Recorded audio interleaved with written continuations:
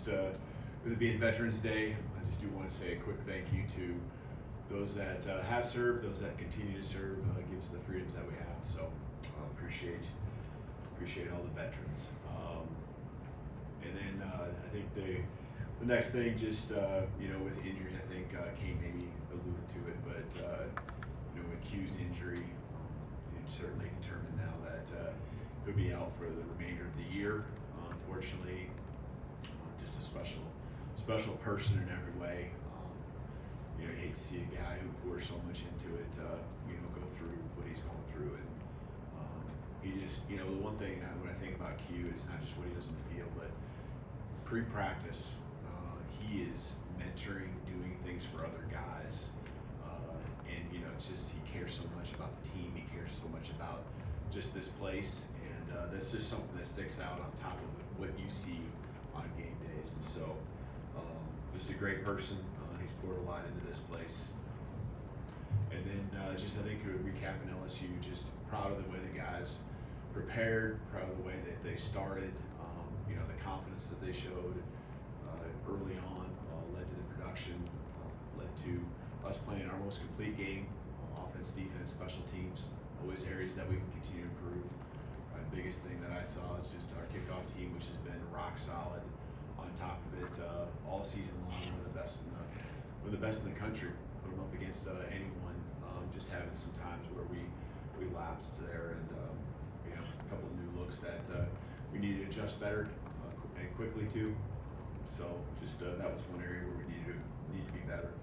But moving forward to Mercer, extremely high quality football team, and us handling success coming off of a game or games that we've had here. It's important for us to do the right things as far as knowing no points carry over from last week. Nothing as far as our stops carry over. We've got a team that's coming in 9-1, a very confident team, pretty much lead their league in most statistical categories on both sides of the ball. So just want to make sure we continue to do what we've been doing to take the steps in moving forward as a football program. Thanks, Coach. Let's start with Charlie here on the right. Yeah, Coach, Kane kind of alluded to it, but Keanu Koo wasn't with you guys last week, and he kind of said he wouldn't be here this week. You have an update just where his status stands? Mm-hmm. Yeah, he wasn't with us, and he's suspended right now, and so not gonna get into length or anything like that, but he won't be with us this weekend. Nick, on the right. Yeah, Kalen, what types of, pre-snap adjustments did you guys make in previous road games for this game, specifically with making sure that clean snap, time is right, making sure noise doesn't affect things? We did a little bit with just the procedure, a little bit of adjustment on just communication there, but it's stuff that it's just, we've done it that way, we've done it both ways, different places I've been. Feel good about both procedures. We just did adjust and tweak it, just a small amount. I think probably as much as anything, it's the number of reps we got, and just this being the second time really after the Tennessee game, and then also having a bye week and just really honing in on it, be dialed, and helps when you make plays too, and there was less plays where we had as much noise, and so the percentages were more in our favor as far as just the execution piece, but our guys just did a better job handling it from start to finish. Go to far left to Chase. So if this comparison is a reach, and feel free to shoot it down, but 2 years ago, your first season at Washington, you won a huge game against Oregon. It was a November road game, just like LSU. You had 2 losses at the time, just like LSU. You win that game, and you hit the streak where you don't lose again until the CFP this past January. Was that Oregon game a catalyst for the culture you were trying to build there, and can this LSU win be similar that way? Yeah, so our experiences that we have individually, right, we always remember them and the learning moments that you go through. For our team, they weren't through that, but for me, just, you do take in those times, whether it's that season or 10 years ago. There's just things you go through that were part of the process then, that you try to remember. And try to, figure out what worked and what didn't, to keep the team moving in the right direction. And honestly, it's really simple.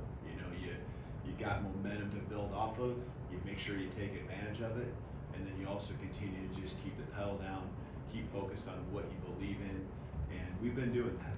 And we were doing that then, that year, and we're doing that now. Just stay in the course, and just because all of a sudden, you kind of feel like you get over a hump doesn't mean, you can just let off, because it's about the next play. The next one's the most important one, and that's good. That's been our focus, really since day one. It's just that now the execution, the number of reps, all of those things are helping us execute better. And so, questions probably, Nick was just up here, how were we able to, be more productive? Well, our execution is better. We weren't behind the chains, and so the playbook's more available to you. It's a lot easier to call plays, and so just all those things, those experiences that you're referring to, yeah, I'm certainly aware of those, and it feels a lot like that, but it doesn't guarantee, right? It doesn't guarantee us anything. We got to keep moving forward, building the momentum that we have right now at this point of the year. Staying on the left side, let's go to Tony. What development have you seen from the backup quarterbacks in your unit, Ty and Dylan and Austin, this season working behind Jalen? Yeah, good question. Yeah, because you don't see them. We get to see them, and this is what I'll tell you: that the work that they are putting in. There's guys throwing on. I guess yesterday was Sunday, right? Because I can envision walking outside for a second and seeing one of the guys out there throwing at 9 a.m. in the morning. Doing his thing, and others just really paying attention in the meetings and coming up and meeting individually with Mitch Dowling, with our offensive staff, Coach Sheridan, myself, just a lot of opportunities that they're all taking advantage of to help their growth, and then they get on the football field. You see familiarity with the offense, especially those, Austin had a little bit more familiarity, but then you also see growth in fundamental things. Guys that are helping out with scout team. I know last week I talked about Austin being heavily involved in the scout team. Just you see the throws, the accuracy of the throws. You just taking advantage of every rep, and these guys are doing that. And this season isn't just something that's about Jalen and like, oh, I hope I get my time. They're pressing forward and using the resources we have, and then also putting forth the effort to improve anytime that they can. Let's go to the middle of the room to Emily Grace. Coach, you mentioned in the open that it's important how success is handled. At this point in the season, what is your standard for how that success is handled with your players, but also your staff? Yeah, I mean it's going to be the same no matter what time of the year. It's all about the next play. The next play, and then obviously for us now the next game. We talked about handling success before. We've won games earlier in the season and talked about handling success, and I still felt like the effort and everything poured into the right things was happening then too. But I also think that now we've been tested, we've been through adversity. We're a little more. We've been through the battles together, and I think we understand better who we are, but we also understand better, what we can do, and we're honing in on what our strengths are. We're continuing to really focus on the weaknesses and areas that people maybe perceive as ways to get after us on both sides of the ball. And so, I think that's the whole key: is handling success is one thing, but our just continual development and growth and improvement. That's a big deal for us right now. That's what's happened over the last 3 or 4 weeks, is that's finally coming to fruition. You can see it in practice, and unfortunately there's been times where you don't see it in a game. Now you saw it in a game in a lot of different ways. Back right, Ronnie. Coach, some of the reporters here covered Coach Saban in the past, and the players had Coach Saban as their coach. How do you handle a success like that? Social media, everyone's saying Alabama's back after a must-win game, and kind of telling them to stay the course, kind of like what Emily Grace was saying.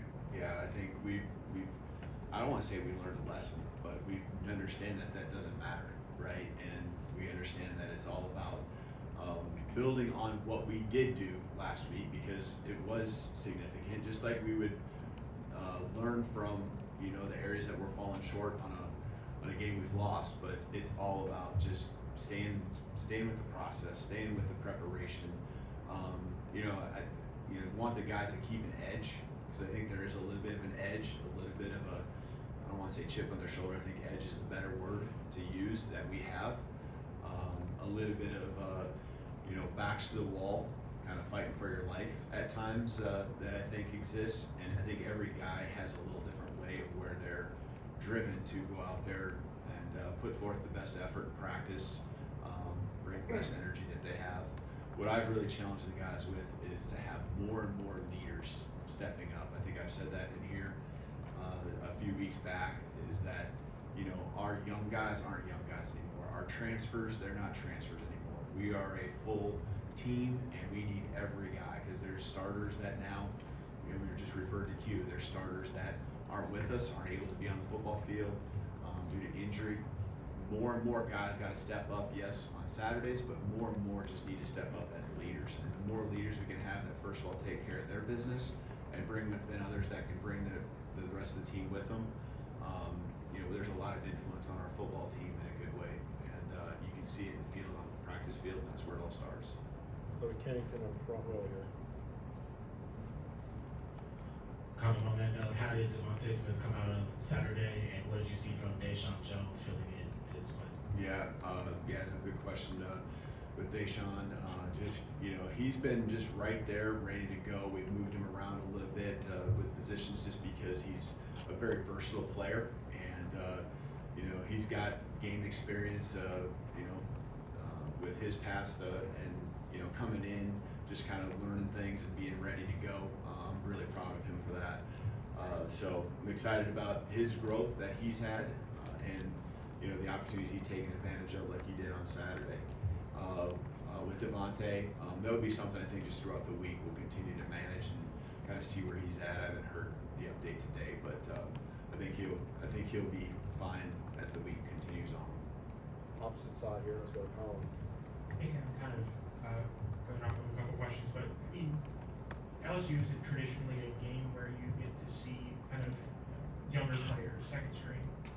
And the game had been decided at that point, but to have guys like Richard Young or Ty or guys that usually may not get to experience, you know, Tiger Stadium until they have to, until the job is theirs. What was it like to, I guess, see those guys in those roles, those younger guys with the offensive defense, kind of be able to go up to that? Yeah, you're happy for them because they work extremely hard. You know, those guys, as we said, you know, quarterbacks are working extra, putting extra time in. You know, getting our running backs, you alluded to with Rich, getting out there in the football field. All these guys that work extremely hard, getting a chance to go out there, you know, be rewarded. That's what it's all about. You know, we're a team, and it's not just the 11 guys that are out there starting on each side of the ball. So, you know, I'm happy for them, and you know, glad that, you know, we executed well enough to where we were in that spot to where those guys get a chance to go out and perform. And you know, when they get their moment, you know, they've taken advantage of it. They've done it a number of times throughout the year. Okay, we've got time for a couple more questions, starting with Jack here. Hey, Kalen, we talk about leadership. Obviously, Tyler Booker's gotten a lot of praise in that regard. How big has he been? When you think back to when you first arrived, how big was he at that time, just to have some stabilization with the players as you kind of got settled in? Yeah, there's been a number of leaders on our team that have really, since day one, been critical for us. And I mean, the questions about Book, I mean, I can't give him enough praise. And I can say this because I know he handles it. He can handle it well, and it's not something that goes to his head. He is so passionate about this place. He's so passionate about being the best he can be. You know, he's got a resiliency, I think, and just, you know, that has helped us as a team also have that, you know, level of response to adversity that's been positive. He just keeps pushing. He's got respect amongst his teammates at the highest level.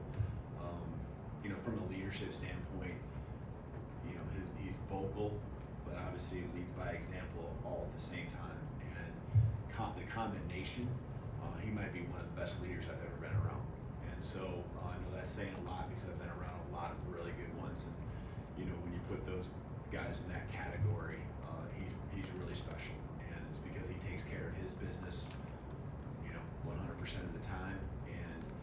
pushing others to make sure that they're their best too. And I think that's what great leaders do, is they bring the best out of everyone else around them.